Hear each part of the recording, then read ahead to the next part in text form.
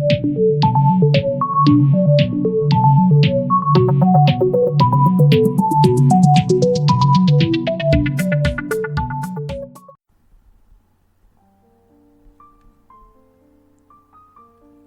Yellow Wallpaper by Charlotte Perkins Gilman. Brought to you by Audiobooks TV. Narrated by Ria. It is very seldom that mere ordinary people like John and myself secure ancestral halls for the summer. A colonial mansion, a hereditary estate, I would say a haunted house, and reach the height of romantic felicity. But that would be asking for too much of fate. Still, I would proudly declare that there is something queer about it. Else, why should it be let so cheaply? And why have stood so long untenanted? John laughs at me, of course, but one expects that in marriage. John is practical, in the extreme. He has no patience with faith, an intense horror of superstition, and he scoffs openly at any talk of things not to be felt and seen and put down in figures. John is a physician, and perhaps, I would not say it to a living soul, of course, but this is dead paper and a great relief to my mind, perhaps that is one reason I do not get well faster. You see, he does not believe I am sick. And what can one do? If a physician of high standing and one's own husband assures friends and relatives that there is really nothing the matter with one but temporary nervous depression, a slightly hysterical tendency, what is one to do? My brother is also a physician and also of high standing, and he says the same thing. So I take phosphates or phosphites, whichever it is, and tonics and journeys and air and exercise, and am absolutely forbidden to work until I am well again. Personally, I disagree with their ideas. Personally, I believe that congenial work with excitement and change would do me good. But what is one to do? I did write for a while in spite of them, but it does exhaust me a good deal, having to be so sly about it, or else meet with heavy opposition. I sometimes fancy that in my condition, if I had less opposition and more society and stimulus, but John says the very worst thing I can do is to think about my condition, and I confess it always makes me feel bad. So I will let it alone and talk about the house. The most beautiful place.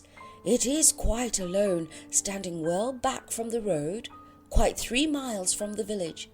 It makes me think of English places that you read about, for there are hedges and walls and gates that lock, and lots of separate little houses for the gardeners and people. There is a delicious garden. I never saw such a garden. Large and shady, full of box-bordered paths and lined with long grape-covered arbours with seats underneath them. There were greenhouses too, but they are all broken now. There was some legal trouble, I believe, something about heirs and co-heirs. Anyhow, the place has been empty for years. That spoils my ghostliness, I'm afraid, but I don't care. There is something strange about the house. I can feel it. I even said so to John one moonlight evening, but he said what I felt was a draught and shut the window. I get unreasonably angry with John sometimes. I'm sure I never used to be so sensitive. I think it is due to this nervous condition. But John says if I feel so, I shall neglect proper self-control. So I take pains to control myself, before him at least, and that makes me very tired. I don't like our room a bit. I wanted one downstairs that opened on the piazza and had roses all over the window and such pretty old-fashioned chintz hangings. But John would not hear of it. He said there was only one window and not room for 2 beds, and no near room for him if he took another. He is very careful and loving, and hardly lets me stir without special direction. I have a scheduled prescription for each hour in the day. He takes all care from me, and so I feel basely ungrateful not to value it more. He said we came here solely on my account, that I was to have perfect rest and all the air I could get.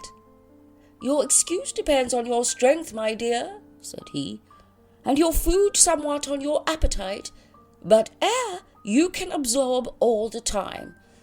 So we took the nursery at the top of the house. It is a big airy room, the whole floor nearly, with windows that look all ways and air and sunshine galore. It was nursery first, and then playground and gymnasium, I should judge, for the windows are barred for little children, and there are rings and things in the walls. The paint and paper look as if a boys' school had used it. It is stripped off, the paper, in great patches all around the head of my bed, about as far as I can reach, and in a great place on the other side of the room low down. I never saw a worse paper in my life. One of those sprawling, flamboyant patterns committing every artistic sin. It is dull enough to confuse the eye in following, pronounced enough to constantly irritate and provoke study, and when you follow the lame, uncertain curves for a little distance, they suddenly plunge off at outrageous angles, destroy themselves in unheard-of contradictions. The colour is repellent, almost revolting, a smouldering, unclean yellow, strangely faded by the slow-turning sunlight. It is a dull yet lurid orange in some places, a sickly sulphur tint in others. No wonder the children hated it. I should hate it myself if I had to live in this room long. There comes John, and I must put this away. He hates to have me write a word. We have been here 2 weeks, and I haven't felt like writing before since that first day. I am sitting by the window now, up in this atrocious nursery, and there is nothing to hinder my writing as much as I please, save lack of strength. John is away all day, and even some nights when his cases are serious. I am glad my case is not serious, but these nervous troubles are dreadfully depressing. John does not know how much I really suffer. He knows there is no reason to suffer, and that satisfies him. Of course, it is only nervousness. It does weigh on me not to do my duty in any way. I meant to be such a help to John, such a real rest and comfort, and here I am, a comparative burden already. Nobody would believe what an effort it is to do what little I am able, to dress and entertain and order things. It is fortunate Mary is so good with the baby, such a dear baby, and yet I cannot be with him. It makes me so nervous. I suppose John never was nervous in his life. He laughs at me so about this wallpaper. At first he meant to repaper the room, but afterwards he said that I was letting it get the better of me, and that nothing was worse for a nervous patient than to give way to such fancies. He said that after the wallpaper was changed, it would be the heavy bedstead, and then the barred windows, and then that gate at the head of the stairs, and so on. You know the place is doing you good, he said, and really, dear, I don't care to renovate the house just for a 3 months' rental. Then do let us go downstairs, I said. There are such pretty rooms there. Then he took me in his arms and called me a blessed little goose, and said he would go down cellar if I wished, and have it whitewashed into the bargain. But he is right enough about the beds and windows and things. It is as airy and comfortable a room as anyone need wish, and, of course, I would not be so silly as to make him uncomfortable just for a whim. I'm really getting quite fond of the big room. All but that horrid paper. Out of one window I can see the garden, those mysterious deep-shaded arbours, the riotous old-fashioned flowers and bushes and gnarly trees. Out of another I get a lovely view of the bay and a little private wharf belonging to the estate. There is a beautiful shaded lane that runs down there from the house. I always fancy I see people walking in these numerous paths and arbours, but John has cautioned me not to give way to fancy in the least. He says that with my imaginative power and habit of story-making, a nervous weakness like mine is sure to lead to all manner of excited fancies, and that I ought to use my will and good sense to check the tendency. So I try. I think sometimes that if I were only well enough to write a little, it would relieve the press of ideas and rest me. But I find I get pretty tired when I try. It is so discouraging not to have any advice and companionship about my work. When I get really well, John says we will ask Cousin Henry and Julia down for a long visit. But he says he would as soon put fireworks in my pillowcase as to let me have those stimulating people about now. I wish I could get well faster, but I must not think about that. This paper looks to me as if it knew what a vicious influence it had. There is a recurrent spot where the pattern lolls like a broken neck and two bulbous eyes stare at you upside down. I get positively angry with the impertinence of it and the everlastingness. Up and down and sideways they crawl, and those absurd unblinking eyes are everywhere. There is one place where two breadths didn't match, and the eyes go all up and down the line, one a little higher than the other. I never saw much expression in an inanimate thing before, and we all know how much expression they have. I used to lie awake as a child and get more entertainment and terror out of blank walls and plain furniture than most children could find in a toy store. I remember what a kindly wink the knobs of our big old bureau used to have, and there was one chair that always seemed like a strong friend. I used to feel that if any of the other things looked too fierce, I could always hop into that chair and be safe. The furniture in this room is no worse than inharmonious, however, for we had to bring it all from downstairs. I suppose when this was used as a playroom, they had to take the nursery things out, and no wonder. I never saw such ravages as the children have made here. The wallpaper, as I said before, is torn off in spots, and it sticketh closer than a brother.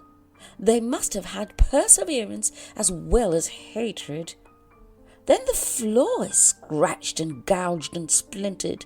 The plaster itself is dug out here and there, and this great heavy bed, which is all we found in the room, looks as if it had been through the wars. But I don't mind it a bit. Only the paper. There comes John's sister. Such a dear girl as she is, and so careful of me. I must not let her find me writing. She is a perfect and enthusiastic housekeeper and hopes for no better profession.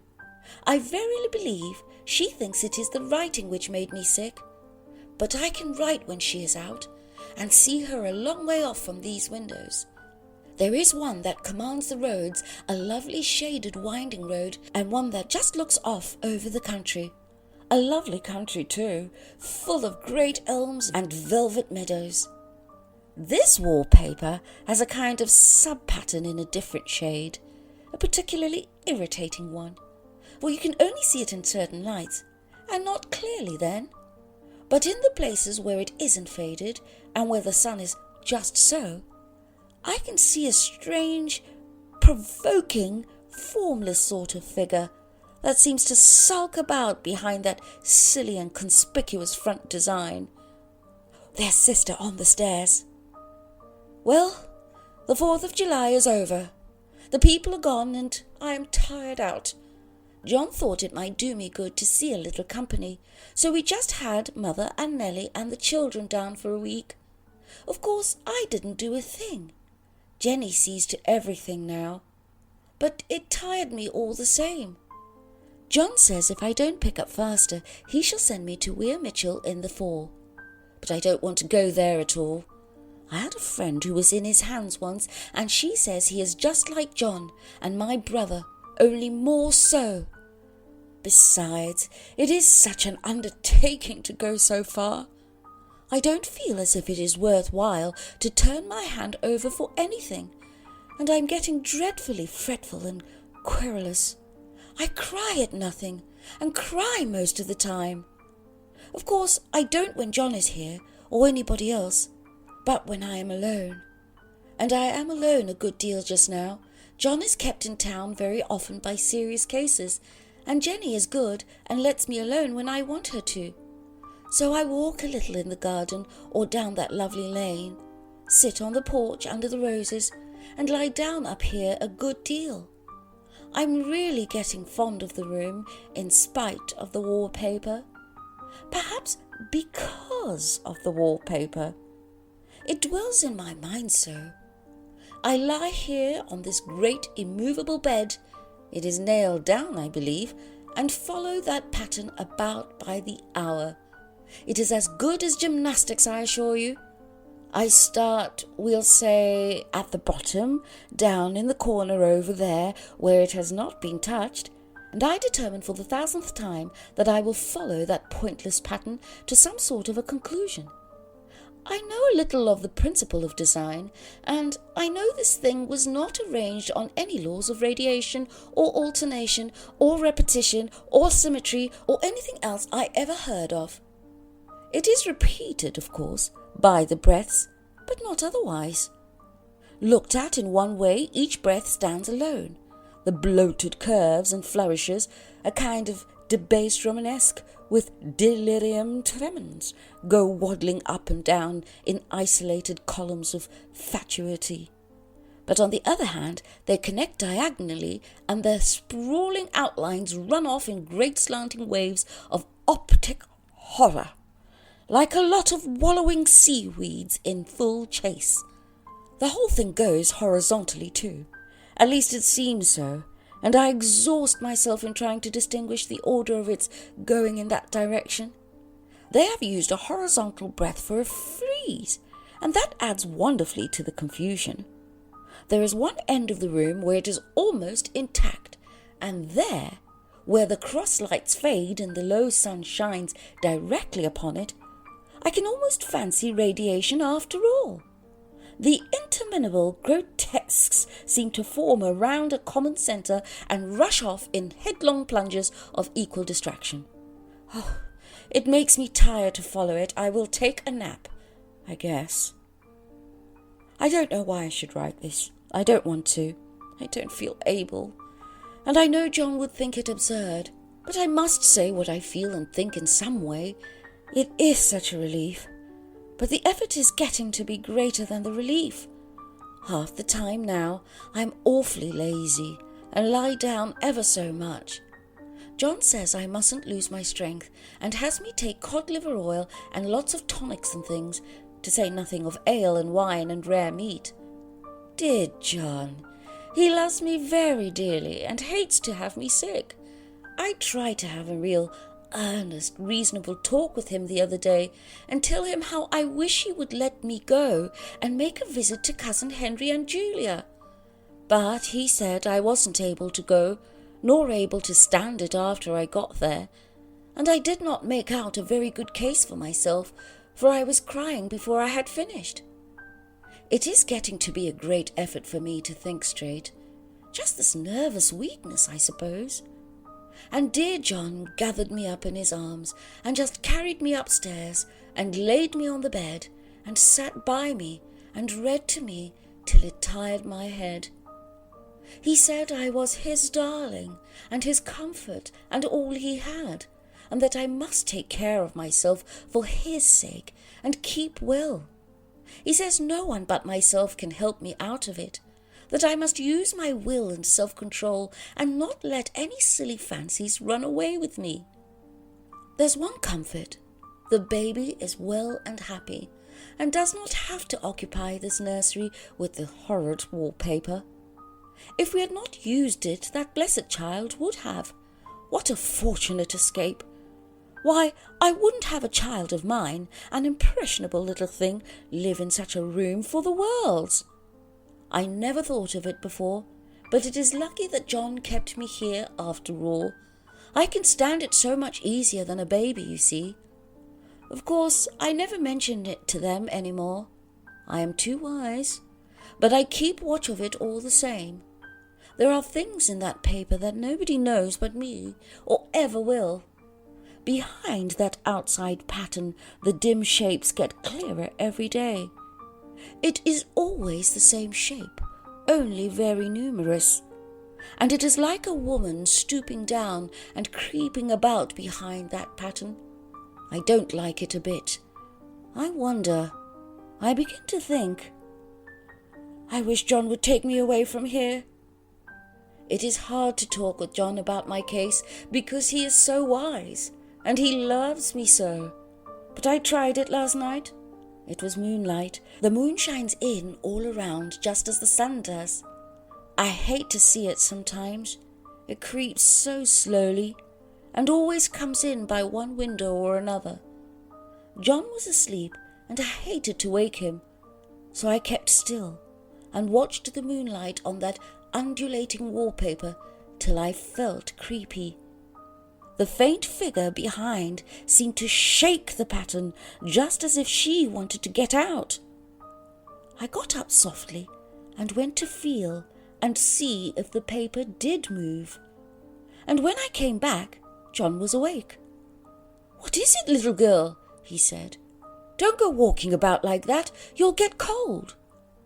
I thought it was a good time to talk, so I told him that I really was not gaining here, and that I wished he would take me away. "Why, darling," said he, "our lease will be up in 3 weeks, and I can't see how to leave before. The repairs are not done at home, and I cannot possibly leave town just now. Of course, if you were in any danger, I could and I would. But you really are better, dear, whether you can see it or not. I am a doctor, dear, and I know. You are gaining flesh and colour, and your appetite is better. I feel really much easier about you." "I don't weigh a bit more," said I, "nor as much, and my appetite may be better in the evening, when you are here, but it is worse in the morning when you are away." "Bless her little heart," said he with a big hug. "She shall be as sick as she pleases. But now let's improve the shining hours by going to sleep and talk about it in the morning." "And you won't go away?" I asked gloomily. "Why, how can I, dear? It is only 3 weeks more, and then we will take a nice little trip of a few days while Jenny is getting the house ready. Really, dear, you are better." "Better in body, perhaps," I began, and stopped short, for he sat up straight and looked at me with such a stern, reproachful look that I could not say another word. "My darling," said he, "I beg of you, for my sake and for our child's sake, as well as for your own, that you will never for one instant let that idea enter your mind.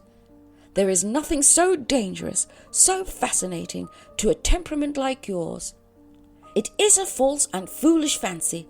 Can you not trust me as a physician when I tell you so?" So, of course, I said no more on that score, and we went to sleep before long. He thought I was asleep first, but I wasn't. I lay there for hours, trying to decide whether that front pattern and the back pattern really did move together or separately. On a pattern like this by daylight, there is a lack of sequence, a defiance of law that is a constant irritant to a normal mind. The colour is hideous enough, and unreliable enough, and infuriating enough, but the pattern is torturing. You think you have mastered it, but just as you get well underway in following, it turns a back somersault, and there you are. It slaps you in the face, knocks you down, and tramples upon you. It is like a bad dream. The outside pattern is a florid arabesque reminding one of a fungus. If you can imagine a toadstool in joints, an interminable string of toadstools budding and sprouting in endless convolutions, why, that is something like it. That is, sometimes. There is one marked peculiarity about this paper, a thing nobody seems to notice but myself, and that it changes as the light changes. When the sun shoots in through the east window, I always watch for that first long straight ray. It changes so quickly that I can never quite believe it. That is why I watch it always. By moonlight, the moon shines in all night when there is a moon. I wouldn't know it was the same paper. At night, in any kind of light, in twilight, candlelight, lamplight, and worst of all by moonlight, it becomes bars. The outside pattern, I mean, and the woman behind it is as plain as can be. I didn't realize for a long time what thing was that showed behind, that dim sub-pattern, but now I am quite sure it is a woman. By daylight she is subdued, quiet.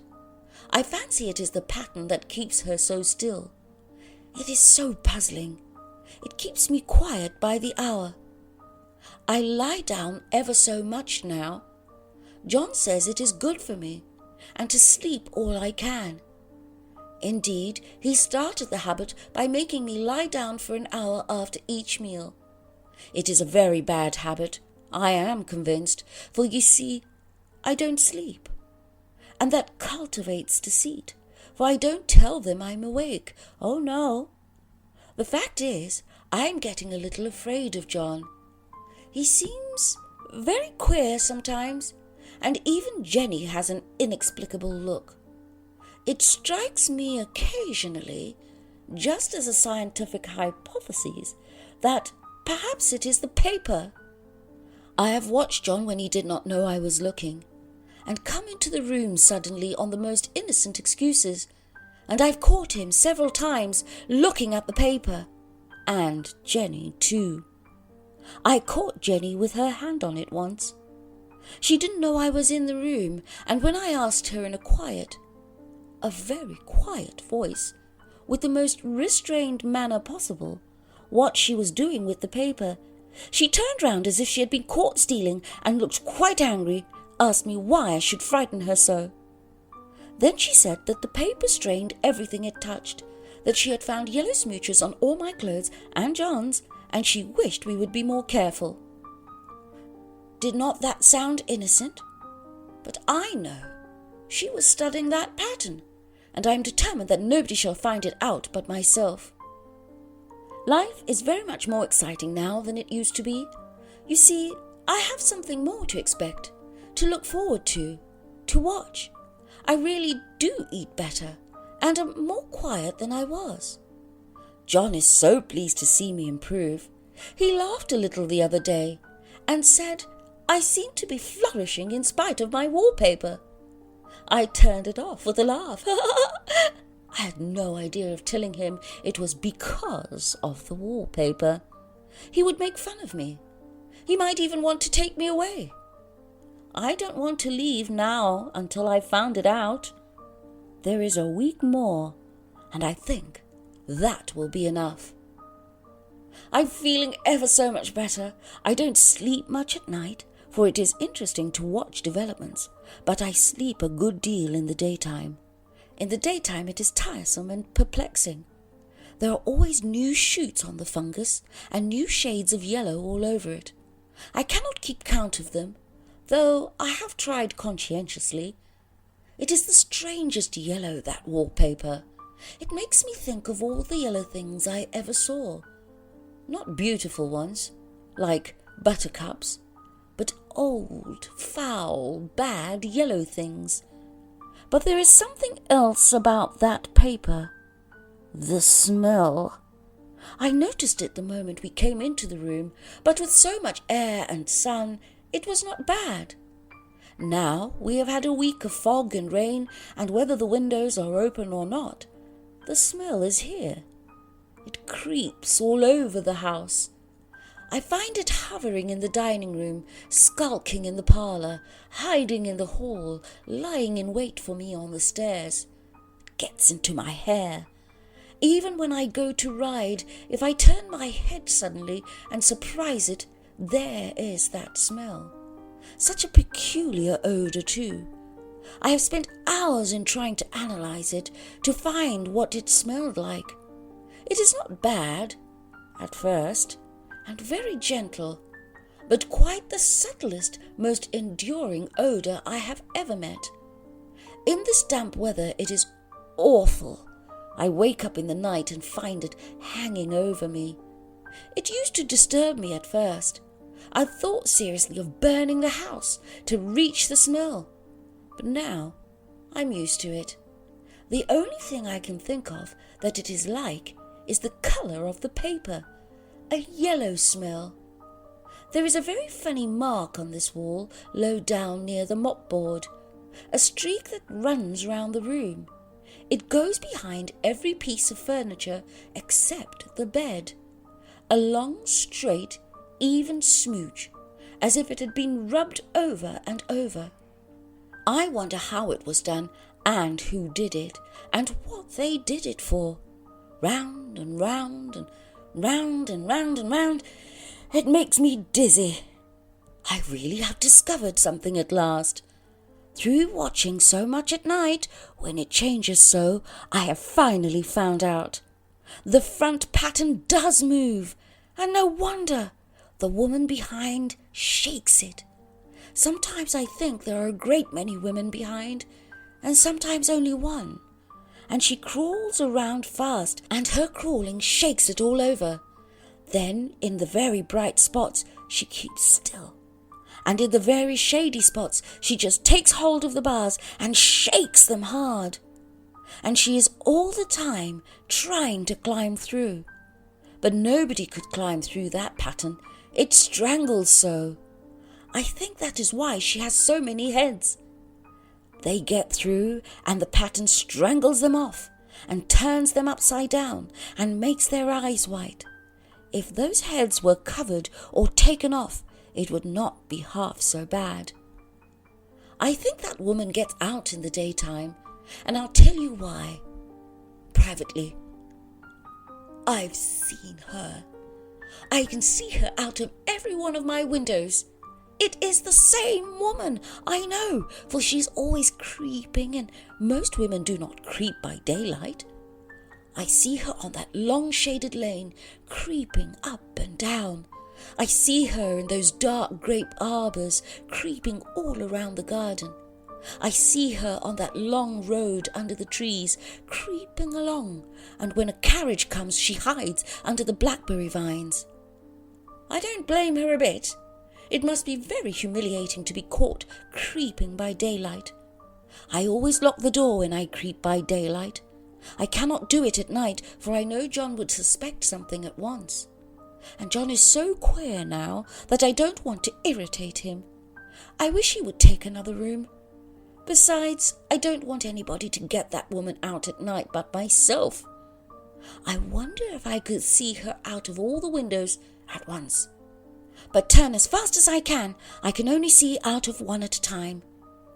And though I always see her, she may be able to creep faster than I can turn. I have watched her sometimes away off in the open country, creeping as fast as a cloud shadow in a high wind. If only that top pattern could be gotten from the under one. I mean, to try it, little by little. I have found another funny thing, but I shan't tell it this time. It does not do to trust people too much. There are only 2 more days to get this paper off, and I believe John is beginning to notice. I don't like the look in his eyes. And I heard him ask Jenny a lot of professional questions about me. She had a very good report to give. She said I slept a good deal in the daytime. John knows I don't sleep very well at night, for all I'm so quiet. He asked me all sorts of questions too, and pretended to be very loving and kind, as if I couldn't see through him. Still, I don't wonder he acts so, sleeping under this paper for 3 months.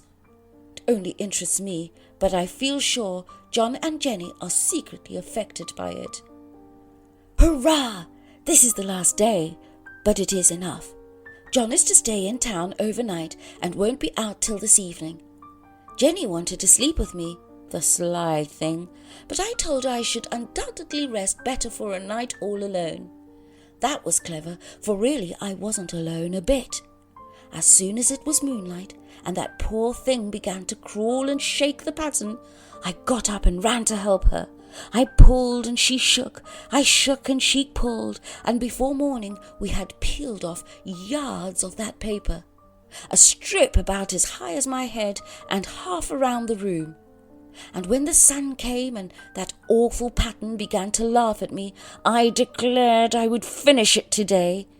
We go away tomorrow, and they are moving all my furniture down again to leave things as they were before. Jenny looked at the wall in amazement, but I told her merrily that I did it out of pure spite at the vicious thing. She laughed and said she wouldn't mind doing it herself, but I must not get tired. How she betrayed herself that time. But I am here, and no person touches this paper but me, not alive. She tried to get me out of the room. It was too patent. But I said it was so quiet and empty and clean now that I believed I would lie down again and sleep all I could, and not to wake me even for dinner. I would call when I woke. So now she is gone, and the servants are gone, and the things are gone, and there is nothing left but that great bedstead nailed down with the canvas mattress we found on it. We shall sleep downstairs tonight and take the boat home tomorrow. I quite enjoy the room, now it is bare again. How those children did tear about here. This bedstead is fairly gnawed. But I must get to work. I have locked the door and thrown the key down into the front path. I don't want to go out, and I don't want to have anybody come in till John comes. I want to astonish him. I've got a rope here that even Jenny did not find. If that woman does get out and tries to get away, I can tie her. But I forgot I could not reach far without anything to stand on. This bed will not move. I tried to lift and push it until it was lame. And then I got so angry I bit off a little piece at one corner, but it hurt my teeth. Then I peeled off all the paper I could reach, standing on the floor. It sticks horribly, and the pattern just enjoys it. All those strangled heads and bulbous eyes and waddling fungus growths just shriek with derision. I am getting angry enough to do something desperate. To jump out the window would be admirable exercise, but the bars are too strong even to try. Besides, I wouldn't do it. Of course not. I know well enough that a step like that is improper and might be misconstrued. I don't like to look out of the windows even. There are so many of those creeping women, and they creep so fast. I wonder if they all come out of that wallpaper as I did. But I am securely fastened now by my well-hidden rope. You don't get me out in the road there. I suppose I shall have to get back behind the pattern when it comes night, and that is hard. It is so pleasant to be out in this great room and creep around as I please. I don't want to go outside. I won't, even if Jenny asks me to. For outside you have to creep on the ground, and everything is green instead of yellow. But here I can creep smoothly on the floor, and my shoulder just fits in that long smooch around the wall, so I cannot lose my way. Why, there's John at the door. It is no use, young man. You can't open it. How he does call and pound. Now he's crying for an axe. It would be a shame to break down that beautiful door. John, dear, said I in the gentlest voice, the key is down by the front steps under a plantain leaf. That silenced him for a few moments. Then he said very quietly, Open the door, my darling. I can't, said I. The key is down by the front door under a plantain leaf. And then I said it again, several times, very gently and slowly, and said it so often that he had to go and see, and he got it, of course, and came in. He stopped short by the door. What is the matter? He cried. For God's sake, what are you doing? I kept on creeping just the same, but I looked at him over my shoulder. "I've got you out at last," said I, "in spite of you and Jane, and I've pulled off most of the paper, so you can't put me back." Now why should that man have fainted? But he did, and right across my path by the wall, so that I had to creep over him every time.